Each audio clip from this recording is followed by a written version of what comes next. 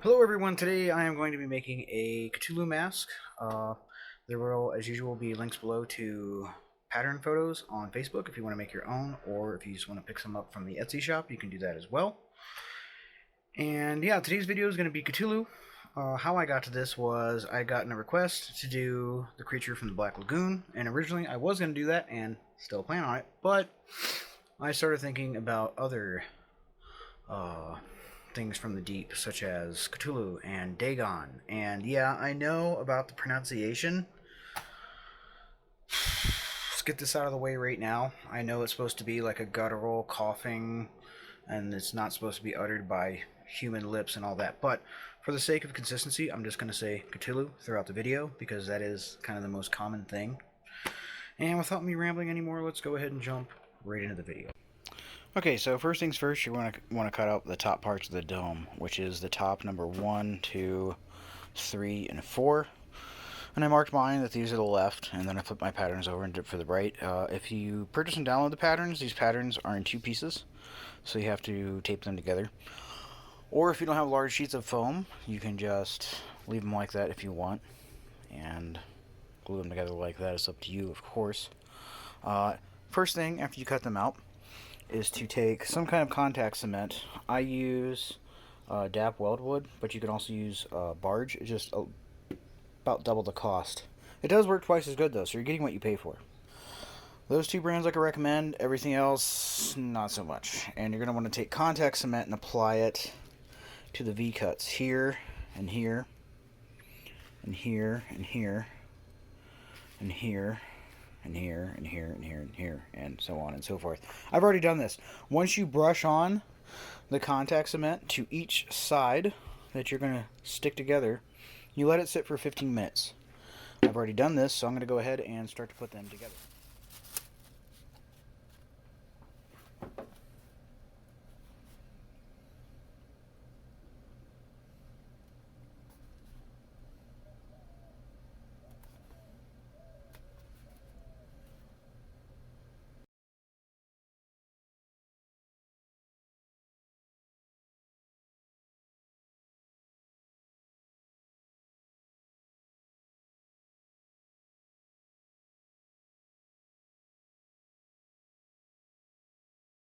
Okay, I have all the V-cuts done, and the V-cuts help to already give it a bit of curved shape, so that whenever I go to glue all these together, it won't be as hard. And next, I'm going to glue piece number 1 to 2, 2 to 3, and 3 to 4. I'm going to do that on each side. 1 to 2, 2 to 3, 3 to 4. Now you'll probably notice I didn't put registration marks on mine, but I did actually put them on the patterns. So that will, of course, help you to line it up. But if you're a madman like me, or a mad woman, and you just want to go ahead and wing it like I do, then just line up the points at the top whenever you glue it together. Okay, so for all that smack I just talked about me not using the registration marks, I actually did go through and put the registration marks on the top so I had a starting point. So, yeah, I chickened out. One thing of note, when you're gluing these together, obviously you probably should use all the registration marks that I put on here. Like I said, they're more for you than for me. I cut the patterns, so that's part of the reason why I skip it, if that makes any sense. I'm not just, yeah. Anyways, so one part of note, though, is you'll notice this gap here, okay? And I get these comments about, well, it wasn't straight. He hand draws them. He hand makes them. A lot of these things are here for a reason. It's because they push initial shape in. And whenever you're gluing this, you may get a bit of a gap, but you just push it together and the contact cement should sit. And what that does is it causes this ridge here. This V-cut begins to form some of the shape of the eyebrow on the first set of eyes. This other V-cut helps to define where the brow stops and curves in. And having that gap there when you push together gives it this divot right here, which I'm going to heat and push in a little bit later and actually kind of tweak this into a line here, but we'll get into that later. Next, I'm going to go ahead and glue together this second side, and then we'll move on to the face pieces. Okay, so I cut out the face, the right and the left, and cut out the eye pieces. And you'll notice I actually did put the registration marks on them like a good boy. and also put them on this part of my mask because this is actually pretty crucial, laying this part up. And as far as this goes, I cut everything straight, the edges, except on this edge here, you'll notice on this whole round piece that it's been cut at a 45-degree angle inward, all the way around to the bottom here. The whole entire thing is cut at an angle. And I put that on the pattern so that you'll know where it is. Now, same thing with the eyes. This edge here is straight, the inside straight, all that's straight, but same thing. This here has been cut at an inward angle as close to 45 degrees as I can humanly get. I'm not perfect, but yeah. That is to help match everything up whenever we glue it all together. But first, I took and applied contact cement to the V-cuts, just like I did before on the top pieces, and I applied some to these gaps, and now I'm going to go ahead and glue them together.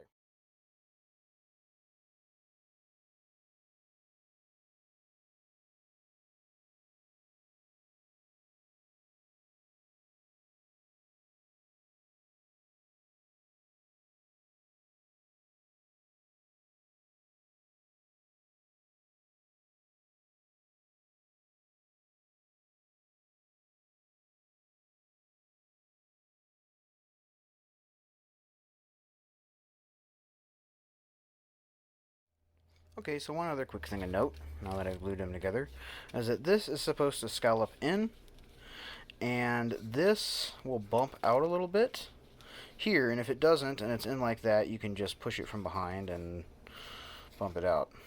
Later, that'll be heated and kind of formed into a cheekbone type thing, but yeah, that's pretty much it for now. Next, I'm going to put contact cement along this bottom edge here and along the mask on each of these and glue my eyes in. Okay, so I glued the face area to the top of the head, and what I did was I put contact cement along these edges and then did not do this because I was worried, and rightly so, that these would bump together and it would just automatically stick in some wonky crisscrossed way. But this was hard enough to glue. And over here you can see I have the other one sitting because I applied the contact cement and I have some stuff weighting it down in place so it doesn't stick together until it's ready to attach. But yeah, that's what I found to be the easiest way. And here you can see you have the brow, the eye. That's the area that I was saying needed sunken in to form the shape of the face. The quote-unquote cheekbone. I mean, I don't know what Cthulhu's anatomy is like, but I'm being anthropomorphic here and giving it a cheekbone. And once I get that done, the next thing is to glue the two halves together.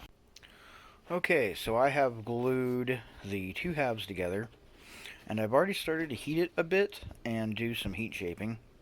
And to do that heat shaping, I use a dual setting heat gun. And basically what I'm doing is bringing out the shape of the pattern a bit more. So I've heated areas like here and pushed them in, and then heated above it and pushed it out a little bit. Same thing with the brow area. I've heated on the inside and outside and pushed out an eyebrow a little bit more. Remember I was talking about that divot? I heated that along this line here. And you can kind of see in the foam here where it's shiny and where it's dull. That's pretty much where I've heated. Heated along here and pushed this in with my thumb, and then heated on the inside and repeated that just to make that a bit more pronounced. Right above the brow, I heated it and flattened it out a bit. And then I heated spots in between these points and just pushed them in with my thumb just to give it a little bit of depth and dimension. And then one of the more important things was heating this on the inside and outside and pushing out a cheekbone, which is right where this seam ends, right here. And the cheekbone is basically right above this second loop here. 1, 2. Okay. The rest of it's pretty round, but what I'm going to do next is any areas like a little bit right in through here where it's a bit pointy.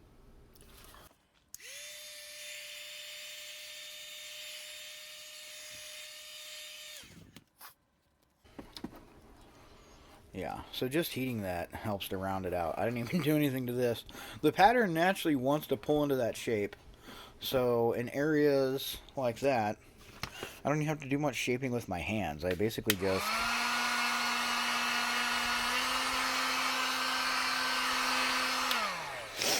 heat it up, and the mask naturally just wants to round out, which is pretty cool.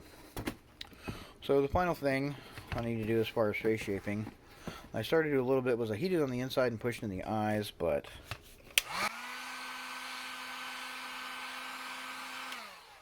need to get it a little bit more on the outside here. Yeah, there we go. That looks much better.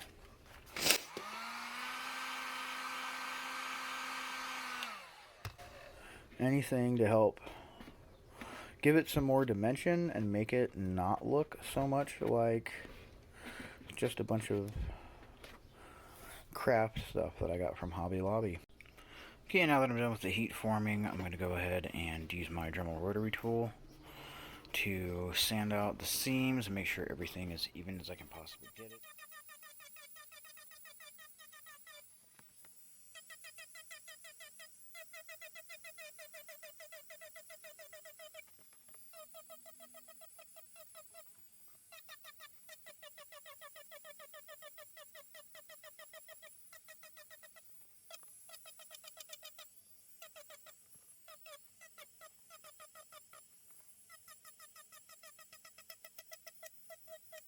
Okay, I got all the seams and stuff sanded out just to help make it look a little less blocky and puzzle-like. And, you know, hopefully in the end make it look more like a not manufactured, but just make it look like it's not foam. That's the main goal here. Like, we made it from foam, but we don't want people to look at that and go, oh, that's EVA foam. Awesome. Anyways, so next thing we're going to need to start doing is tentacles. Man, this is such a big mask. It's hard to fit everything in frame. But yeah, here's one I've already made. And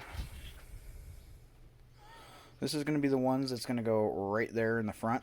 Now, I'm going to show you how I make said tentacle. First off, you're going to want to take a piece of EVA foam, put it up here, and trace around where the tentacle would go. So, put your foam up to it, and I've already done that. And I've traced out the shape of this here.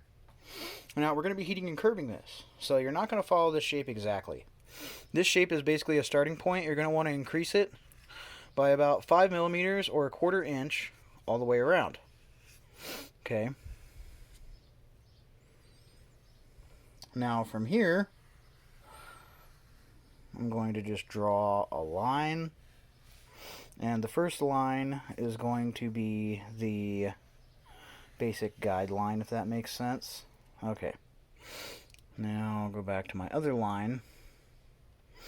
And I'm going to follow off at the width that I extended it around the initial shape of the tentacle. And I'm going to gradually take it smaller as I go down, but not too fast. And when you get down to the end, you want to have no smaller than about a 1/2 inch. Okay.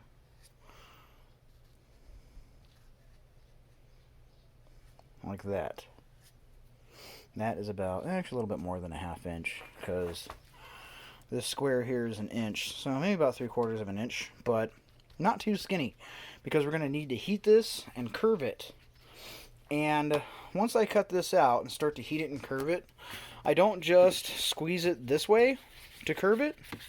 I use both hands and I stretch it as I'm heating it. That's why it has this kind of like curly Q, all wild and crazy shape.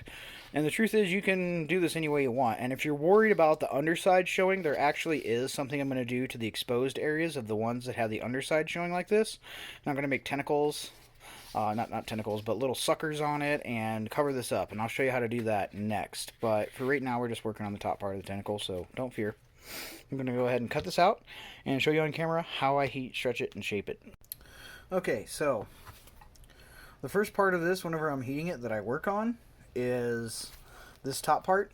And when I'm heating it here, I'm pulling it like that to get it a curved kind of cup shape so that it will glue flush up against the mask. And when I cut these, I cut straight all the way around it, except for up here at the top. I do it at an angle so that whenever I heat and curve that, it'll fit flush up against the face. If you choose to push these up inside the grooves, then you don't really need to do that.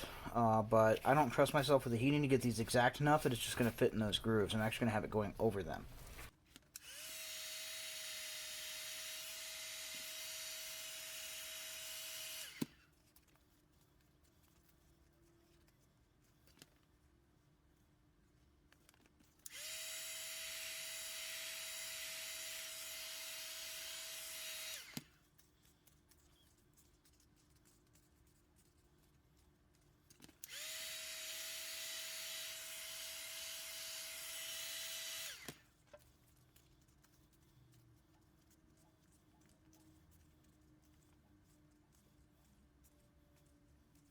Okay, so something to keep in mind when you're drawing out your tentacles.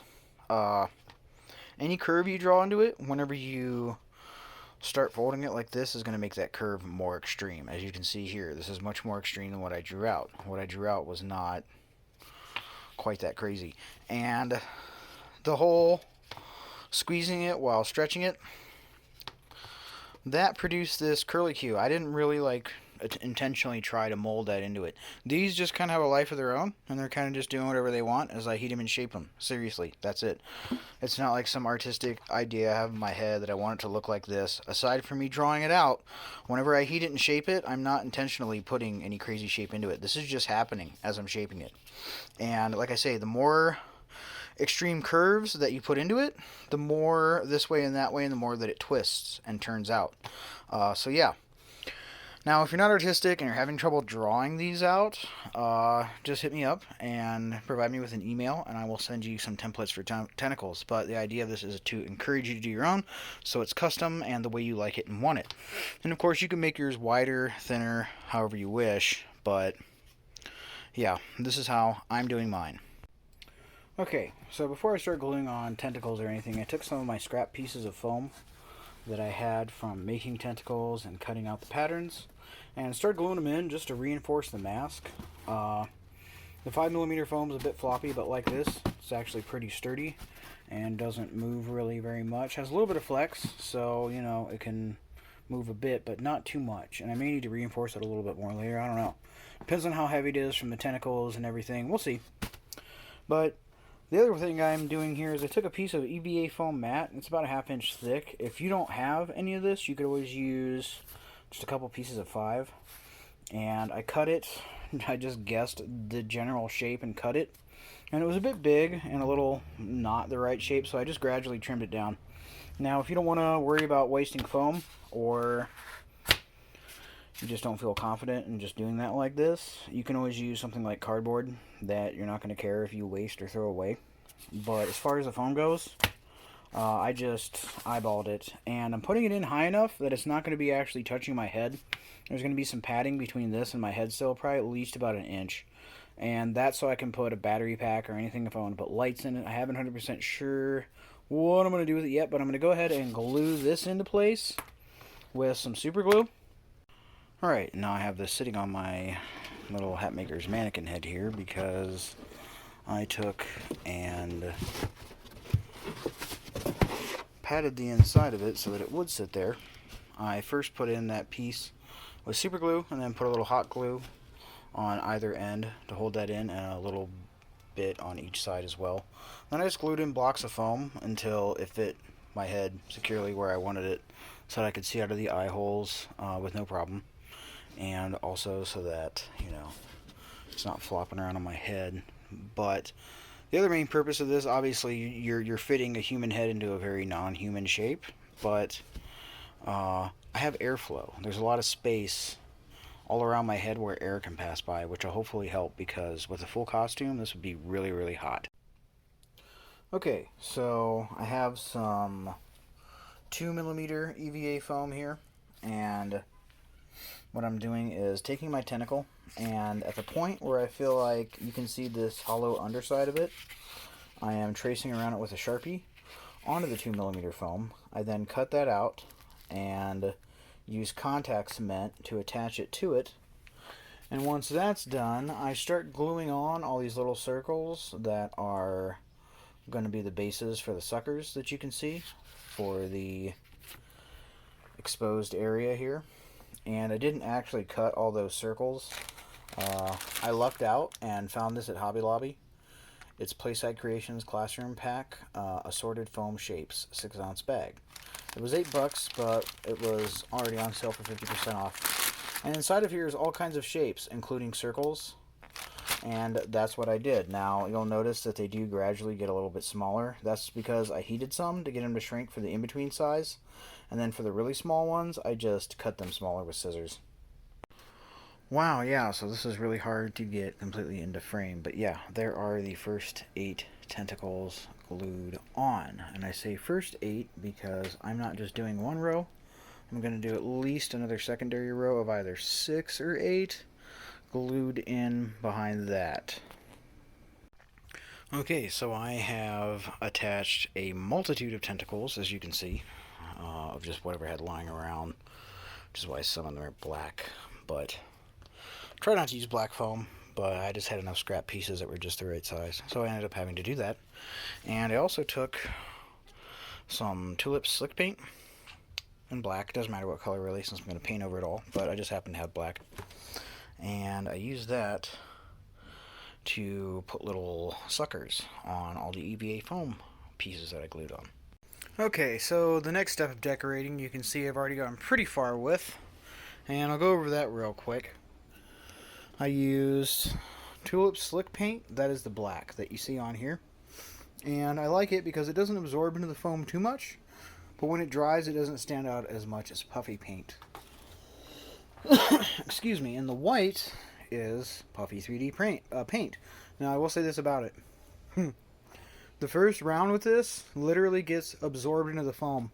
Like some of the thicker areas, like over here, where I did these kind of like gill flap things, like where the ears would be, which originally I was going to put a smaller eye and an even smaller eye, but decided against it. But yeah, all these dots, what you see here is actually the second layer of puffy paint, and it has not dried yet. And if for some reason they are not pronounced enough, I will have to do a third layer. But that's the first step of the detailing. And I just kind of did some wrinkles down from the face onto the actual tentacles, and then the dots right above the little gill area. And on the sides, I have put some veins here and there. And I will go back through and put some larger veins, but for those, I'm actually going to use hot glue, because that's kind of a one and done thing. It's not going to absorb into the foam or shrink as it cools. It stays pretty much the same size. Okay, so as you can see the red here, I've already started to put on some acrylic latex with silicone. The actual name brand is DAP, and it's called Alex Plus, all-purpose acrylic latex caulk plus silicone. Now they make 2 types. This is the clear, and it's not fast dry. They do sell a fast dry that's in white. Now the fast dry, you can actually sand it as long as you don't get too rough or too heavy with your sanding. But this stuff you really can't. But it's much easier to smooth out than the fast dry. The fast dry is much thicker. And the reason why this is not clear and has this pinkish color is because I have added some red paint to it. And whenever it is dried, you can see the difference in color. This is a deep, dark, almost brown red, and this is just a pink. So that's one nice thing about adding the pigment to it, but you don't need to.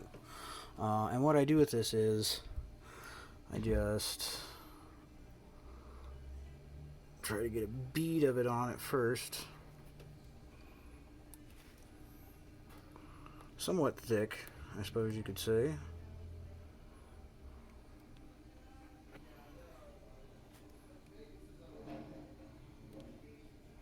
And you can also use a credit card or any sort of spatula type tool to help spread this out if you're not comfortable with your finger doing it like this. But yeah, from there I'll just spread it out evenly, the bead that I put on it. Careful to thin it out towards this vein because I don't want to lose that definition.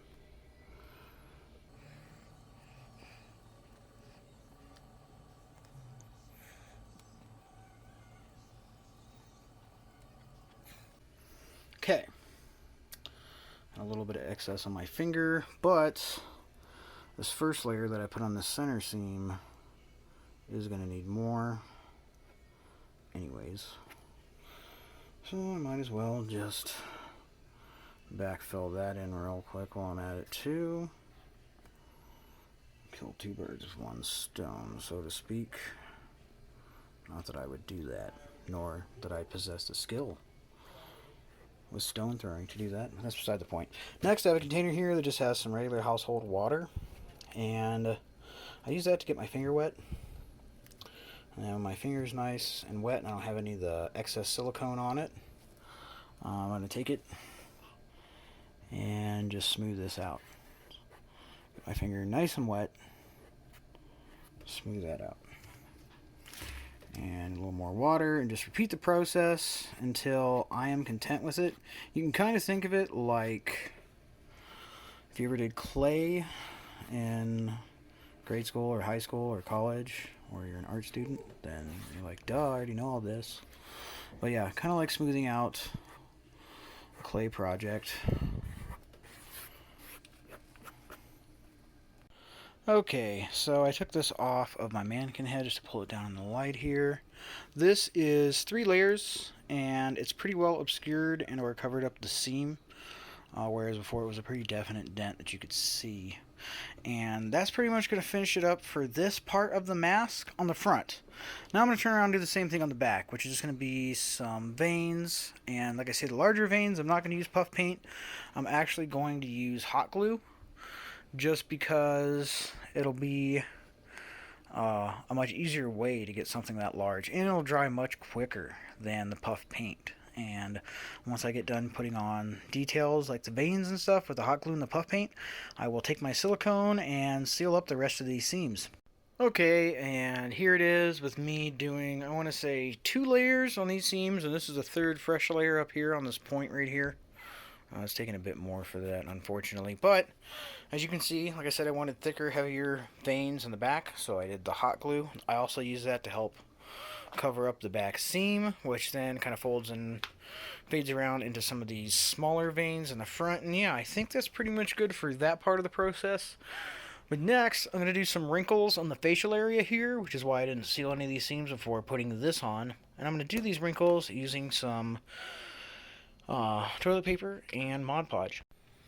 Okay, so this is what I'm talking about with the toilet paper, and I'm layering it over, and I'm trying to put at least the lateral wrinkles going in the same direction as the ones that I drew on with the slick paint, if that makes any sense. And I use a brush and some Mod Podge. And I'm just going to do a small section here because this is a bit awkward to film. Go ahead and put some on my piece. Not super concerned if I get it onto the tentacles. And I have a small piece of 1-ply, rather inexpensive and generally pretty easy to find TP. And I just wrinkle it up. That's pretty much it. And then from there, I will usually start at one point. Like right here, I'm kind of starting this bottom crevice. And then I will just work it up into place as much as possible. And then I'll take more Mod Podge, load it up on my brush, and gently, I brush lightly and press lightly, if that makes sense. And I'll usually do any sort of corners or like the outside edges of whatever I'm trying to apply first. And I make sure that I use a lot. Even though it's 1-ply, it is still rather absorbent. You definitely want enough Mod Podge to really seal that in and get it down as flat as possible, because I want these smaller surface wrinkles from the tissue, but I also want the other wrinkles that I had done with the slick paint to show through at least somewhat as well. Otherwise, if it doesn't, that makes it kind of pointless, you know. So hopefully this will turn out good. But if I haven't mentioned it already, I think this is a good time, and I'll try to remember to say something in the outro. And you can take this basic shell and decorate it however you want. and it may surprise you or may not. I knew what I wanted the shell to look like as far as shape, but as far as exactly what I was going to do as far as decorating it, I had a bunch of different ideas, and I ended up settling on this just because it's ultimately what I saw in my head. But I had ideas to put like fin ridges. I had ideas initially, instead of make this kind of like a ear area, I was going to put eyes. Like, there's a lot of different variations I think you could do with this shell, depending upon what your version or vision of Cthulhu is. Okay, so the next tip on this is, as it's drying, keep an eye on it, because it does take a little while for the Mod Podge to dry, and what can happen is it can absorb through the top layer of toilet paper, and the foam itself can start to absorb it and essentially dry out the top layer that you have just brushed on of the tissue itself. And as this happens, it'll start to lift off. And if that happens, apply more Mod Podge, but make sure that the end of your brush is good and soaked, because if this isn't fully dry yet, when you're brushing it, it can tear it off. So that's one tip that I can give from doing this both on the Spawn mask and again here. And similarly, if you're having a problem getting it down or something in place just the way you want it with a brush, you can always just take your finger and dip it in the Mod Podge and just kind of tap the area to pat it down.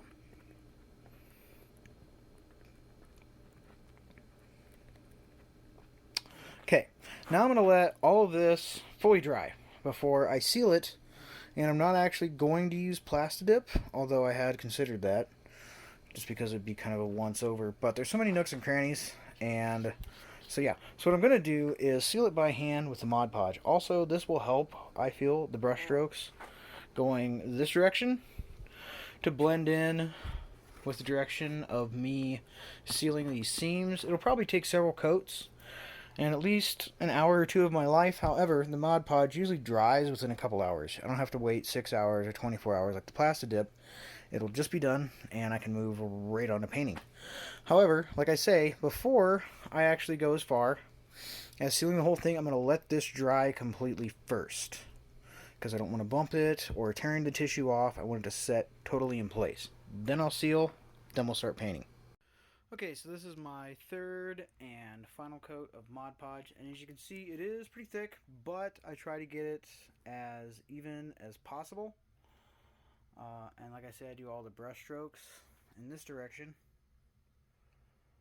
And for example, in here, I followed the lines I put in around the eyes. I went with the shape of the wrinkles and then blended it up into the brow as best as possible.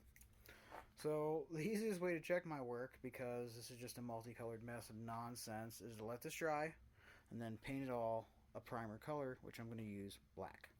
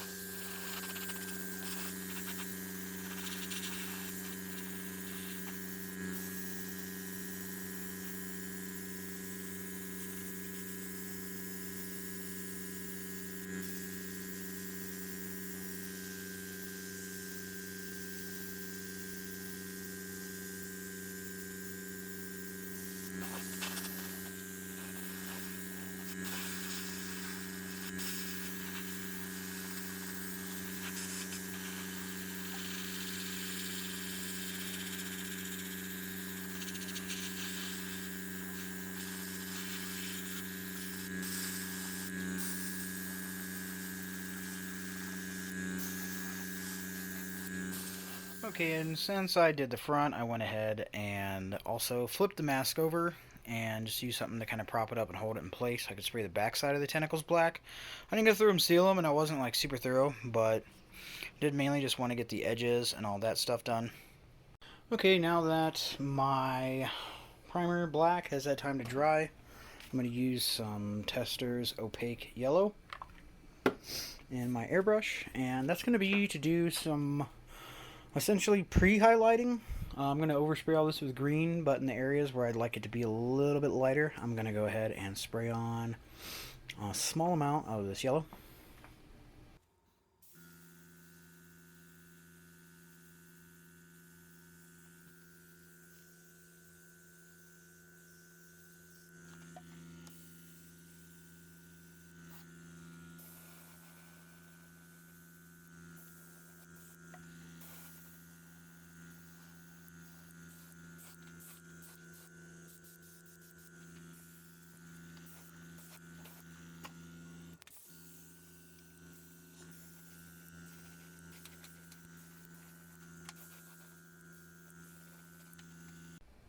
Alright, next I'm going to go ahead and go over this with some Testors Opaque Green.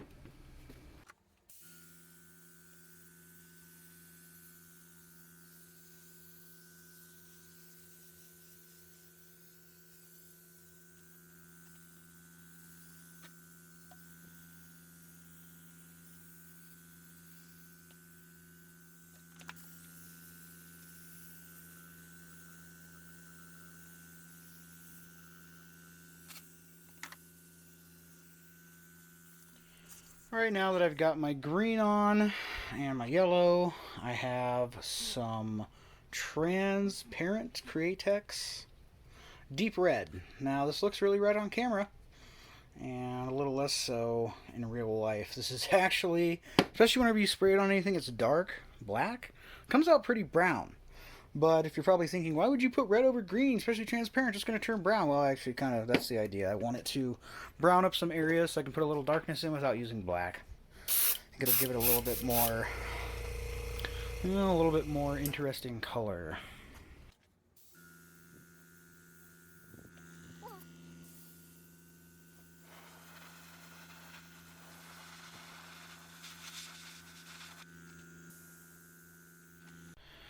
Okay, and lastly, off camera, I took some of the same black that I used for the primer, and I put the red around the eyes, as you saw, and I put a little red down in here, and also in the ear area on both sides, and a little up through these bumps, and then I went in the most recessed area, hit it with some black, and then phase that out into the red, and a little bit of black down into here, not much, and just a little splash of black up in there too, and that's pretty much it for my lowlights and my highlights.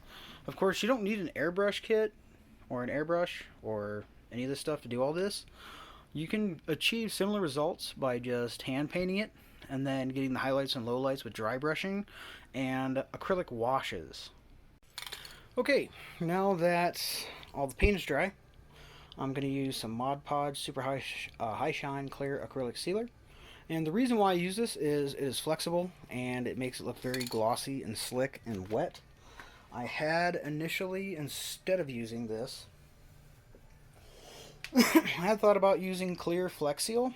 However, whenever I put this on, it has a self-leveling quality. And what that ultimately translates to is if it's going to self-level, it's going to take out a lot of this detail and texturing, and this won't do that. Like I say, the other thing is this is flexible, so if you bump it and it bends, I won't get those fine cracks that I usually get with sealers like this, just like a regular clear enamel. They dry pretty brittle, whereas this dries pretty flexible. I'm certain it won't last forever, but it does pretty good on everything I've had for the last 6 months to a year.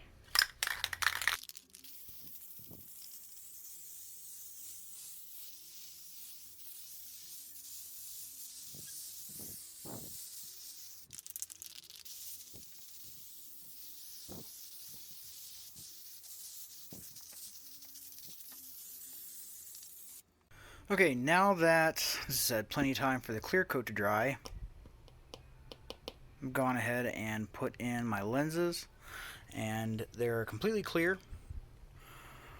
And I didn't actually get them out of glasses or anything. What I did was I took a 2-liter bottle and cut a couple of ovals out of it, and then trimmed those down to the size, and then I glued them in with some contact cement. Once that was set in place, I went around it on the inside with a bit of hot glue.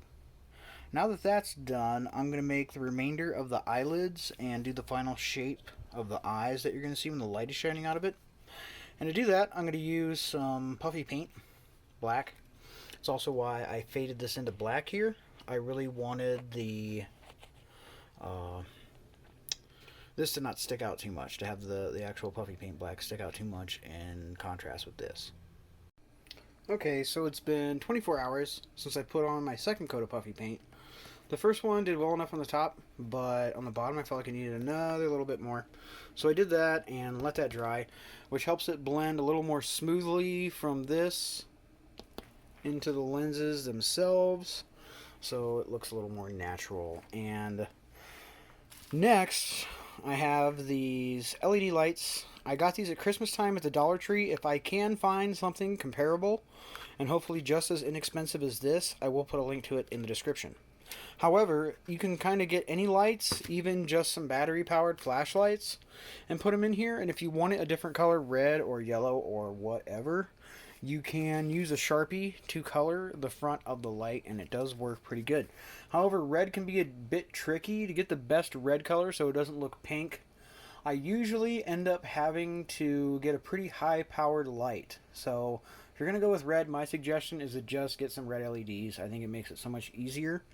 Part of the thing is, like, the more red you put on it, the less the light wants to shine through it. And red is just a weird color to work with. I don't know why. But yeah, these, flip these on, are yellow. I'm going to go ahead and glue the box up into that flat top piece that I put here and run the lights down behind the eyes. Alright, and now the eyes are done. I did end up putting in 2 of those LED sets, which is a total of 20 LEDs and 4 AA batteries. And I ended up having to put them both on the sides and pointing in from the center. I tried just the sides and I tried just the center, and it just wasn't enough. And 5 on each side was not enough either. So yeah, I did end up having to put in more than that. And then I took a red Sharpie and drew in the veins. And as far as the pupils, I just freehand cut those out of Extreme Limo Black window tint. This stuff is kind of expensive though. I bought this a long time ago, and I think it was around $20, but it is 2 feet by 6.5 feet, or 61 centimeter by 1.98 meters. So that's a lot, and I've used this on multiple projects, and as you can see, I didn't use a whole lot to do this. And the fact is, if this does bug me and obscures my vision too much, I can just peel them back off.